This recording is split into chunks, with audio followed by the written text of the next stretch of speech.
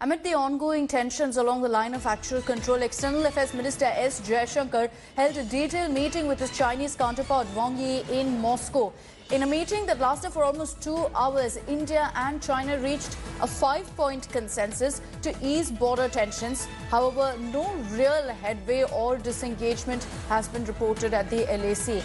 According to the joint statement, the two ministers agreed that they will not allow differences to become disputes. The second consensus is on the current LAC situation not being in the interest of either side. Therefore, both sides should continue their dialogue to maintain peace. Third point that both parties have agreed on, both sides shall abide by all the existing agreements and protocol on China-India boundary affairs, maintain peace and tranquility.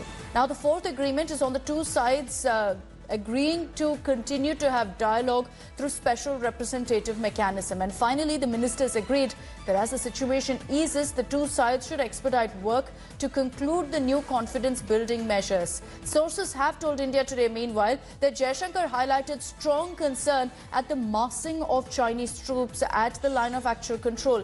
The presence of such large concentration of troops was not in accordance with the 1993 and 1996 agreements and created flashpoints along the LAC. And this is what S. Jaishankar highlighted to his Chinese counterpart.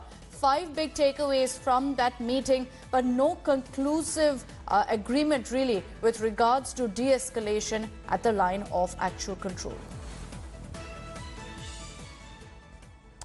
Hi everyone, Preeti Chaudhary here. Hope you like this video. For latest news and analysis, like and subscribe to the India Today YouTube channel. And don't forget to press the bell icon to stay updated. Thank you for watching.